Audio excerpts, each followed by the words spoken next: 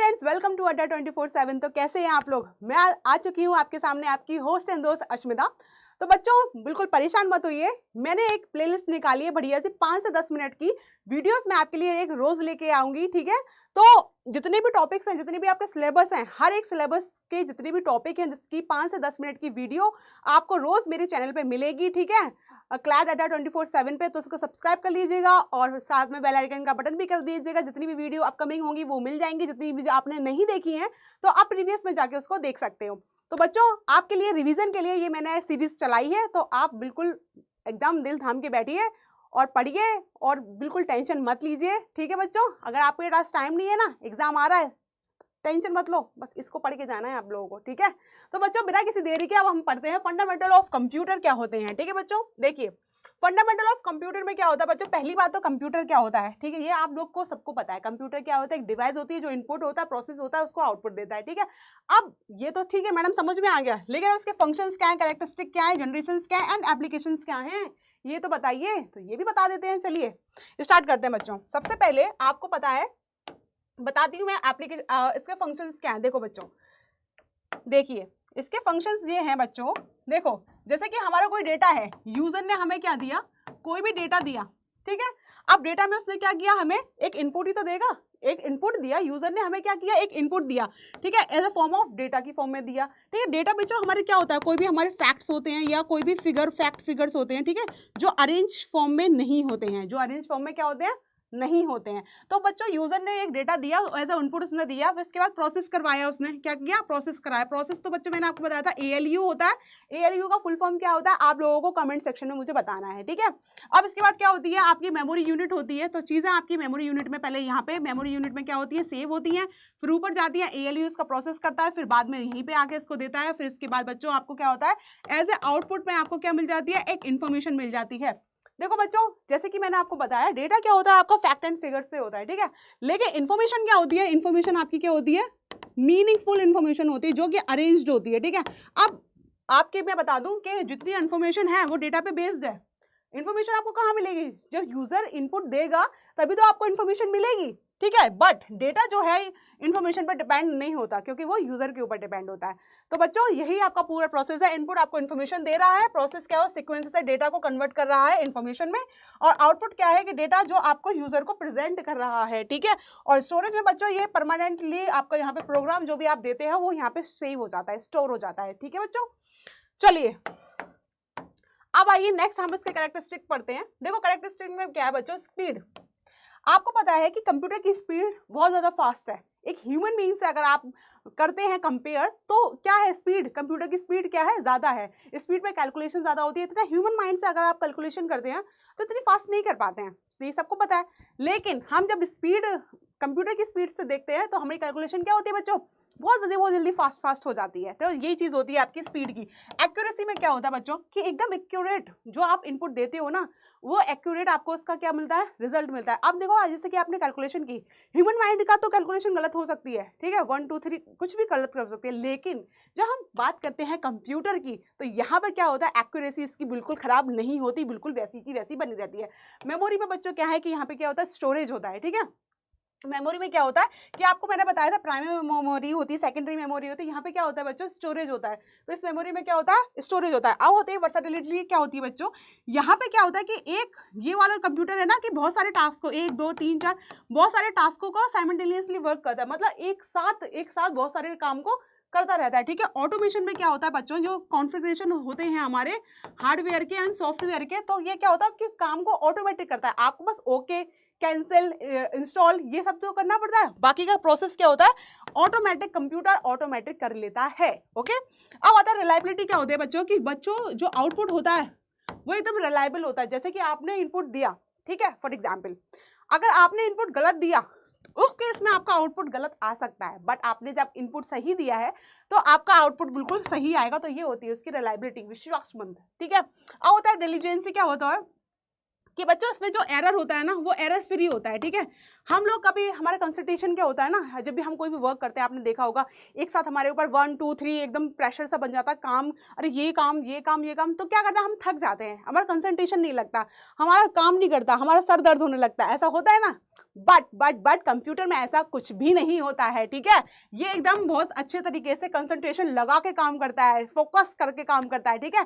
तो ये क्या करता है, एरर फ्री होता है, ये बिल्कुल इसको चाय वाय पीने की जरूरत नहीं होती, ये मस्त काम करता है, ठीक है बच्चों।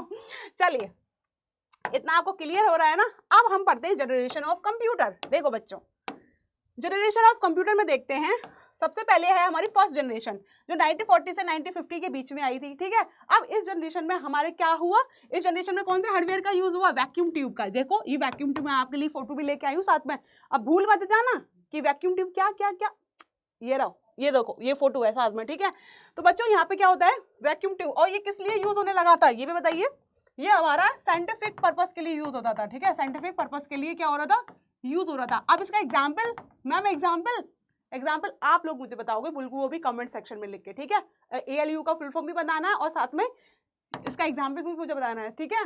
चलिए नेक्स्ट आता है सेकंड जनरेशन बच्चों, 1950 से 1960 में आया। इसमें क्या आया, ट्रांजिस्टर बेस्ड था ये, ठीक है। देखो ट्रांजिस्टर की फोटो ये रखी है साथ में, है इसमें ट्रांजिस्टर दिख रहे हैं, एक लाइन, ये 2-3 दिख रहे हैं, ये होता है ट्रांजिस्टर। ये किस लिए पर्पस में यूज होया, ये हमारा कॉमर्शियल प्रोडक्शन में, ठीक है, कॉमर्शियल टाइप में बिजनेस वगैरह में काम करने के लिए आ गया ये, ठीक है। थर्ड जनरेशन बच्चों जो आती है वो 1960 से 1970 में आई, जो इंटीग्रेटेड सर्किट बेस्ड पर थी। देखो आईसी पे थी बेस्ड, ठीक है। अब आईसी पे बेस्ड थी ना, अब मुझे ये बताना साथ साथ कि आईसी जो है वो किसकी मेडअप है, आईसी मेडअप ऑफ व्हाट, किसकी बनी होती है आईसी, ठीक है, ये आपको मुझे बताना है। और ये किस में काम आया बच्चों, ये डेटाबेस मैनेजमेंट सिस्टम पे काम आया कि डेटा को कैसे स्टोर करते हैं, ठीक है, कैसे डेटा पे काम करते हैं आप, जैसे कि कोई भी ऑर्गेनाइजेशन पे हो तो उसका डेटा कैसे सेव करके रखना है, तो ये थर्ड जनरेशन उस पर काम आने लगी। अब आता है फोर्थ जनरेशन पे, 1970 से प्रेजेंट। आप देखते हो कि माइक्रो प्रोसेसर पे है, ये माइक्रो प्रोसेसर है, देखो, ठीक है। ये क्या होता है कि बहुत सारे जितने भी ट्रांजिस्टर, ग्रुप ऑफ ट्रांजिस्टर से बनता है ये, ठीक है, माइक्रो प्रोसेसर। अभी आप लोग क्या कर रहे हो, उसी पे तो बेस्ड काम कर रहे हो, माइक्रो प्रोसेसर पे। तो ये क्या होगा बच्चों, डिस्ट्रीब्यूटेड सिस्टम पे काम कर रहा था ये, ठीक है, ठीक है। अब आता है आपका फिफ्थ जनरेशन जो प्रेजेंट से फ्यूचर में जाएगा, आर्टिफिशियल इंटेलिजेंसी बेस्ड, ठीक है, AI पे बेस्ड। अब इंसान ने रोबोट भी बना लिया है, ठीक है। तो बस आप सोच लो कहाँ तक पहुंच गई है, तरक्की हो रही है बहुत, पढ़ते रहो कंप्यूटर इसी तरीके से, ठीक है बच्चों। तो ये सब चीज़ें आपकी हो गई है क्लियर, ठीक है। तो आप याद कर लीजिएगा अच्छे तरीके से। अब देखो एप्लीकेशंस ऑफ कंप्यूटर क्या होता है बच्चों, अब ये भी देख लीजिए। अब एप्लीकेशंस ऑफ कंप्यूटर आ तो गया, अब यूज कहाँ कहाँ हो रहा है कंप्यूटर का, ये भी हम देख लेते हैं। देखो बच्चों, होम में यूज हो रहा है, हम घर में लैपटॉप पीसीस का यूज करते हैं अपने एजुकेशन के लिए। हमारी फैमिली में भी जो बड़े बड़े लोगों ने नहीं चलाया होता, आप वो भी सीख गए हैं, वो भी चलाते हैं, वो भी यूज करते हैं।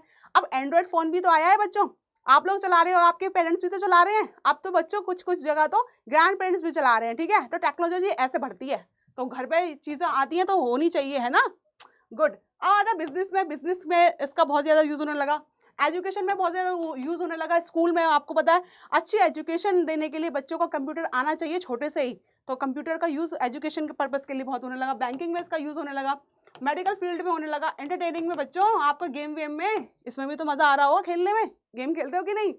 तो ज़्यादा गेम वेम नहीं खेलना होता है, पढ़ना ज़्यादा होता है, ठीक है। फोकस करो बच्चों पढ़ने पे, क्योंकि एग्जाम आपका नियर है। तो बच्चों ये सब चीज़ों पे आपकी क्या हुई, एप्लीकेशन यूज होने लगी, ठीक है। तो बच्चों इतना आपको मैंने बता दिया है, बिल्कुल क्लियर हो गया फंडामेंटल ऑफ कंप्यूटर्स। अब बच्चों इसको और डिटेल में पढ़ना है, तो YT पे देख लेना, मेरा सेशन 11 बजे होता है क्लैट अड्डा 24/7 पर।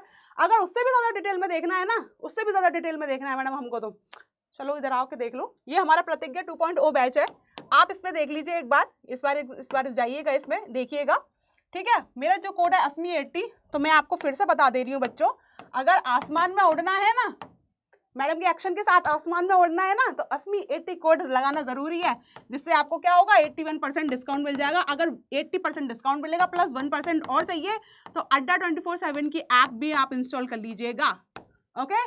तो इतना हो गया आपके लिए क्लियर। तो बच्चों इसमें सब कुछ मिलेगा आपको, PDF भी मिलेगी, सेशंस भी मिलेंगे, ठीक है, रिकॉर्डेड भी मिल जाएंगे, आपको सारी फैसिलिटीज़ मिल जाएंगी, तो घबराने की कोई ज़रूरत नहीं है। हमारा बैच जो है 22 जनवरी को ही स्टार्ट हुआ है, अभी ज़्यादा वीडियोस नहीं निकली हैं, तो आप बेहतरीन तरीके से इसमें आइए, देखिए, रिसर्च करिए। वीडियोज़ अभी आपकी ज़्यादा नहीं गई हैं, आज पहला ही क्लास हुआ है, तो बने रहिए हम लोगों के साथ, ठीक है। और एक बात और, जाते जाते एक बात और सुन लो, खुशखबरी। ठीक है बच्चों, आपके साथ जो खुशखबरी ये है कि हमारी जो CUET, just a minute, CUET PG LLB की एक बुक है जो लॉन्च हो चुकी है। ठीक है, बुक हमारी लॉन्च हो चुकी है।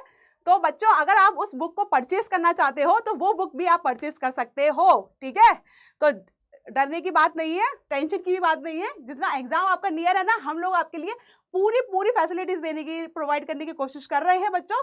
तो ये बुक भी लॉन्च हो चुकी है बच्चों, लॉन्च हो जाएगी थोड़े दिन बाद, थोड़े दिन बाद लॉन्च हो जाएगी। तो आप ये देख लीजिएगा, अगर आप परचेस करना चाहते हैं तो फटाफट कमेंट सेक्शन में मुझे कमेंट करके बता दीजिएगा, मैं आपका लिंक प्रोवाइड करा दूंगी। ठीक है बच्चों, तो मिलते हैं अगली वीडियो के साथ कल। थैंक यू, स्वस्थ रहो, खुश रहो बच्चों।